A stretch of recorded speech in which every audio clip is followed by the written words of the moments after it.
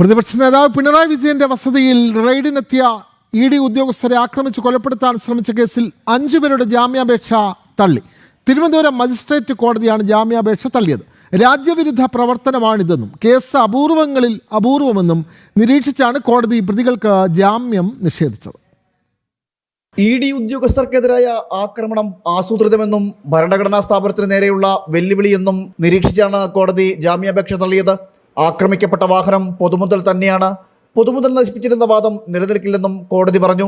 ഉദ്യോഗസ്ഥരുടെ കൃത്യനിർവഹണ സമയത്ത് തന്നെയാണ് ആക്രമണം ഉദ്യോഗസ്ഥർക്ക് ഭീതിയും മാനസികാഘാതവും ഉണ്ടാക്കിയെന്നും സമൂഹത്തെ നേരിട്ട് ബാധിക്കുന്ന അപൂർവ സംഭവമാണ് ഇതെന്നും കോടതി വിലയിരുത്തി.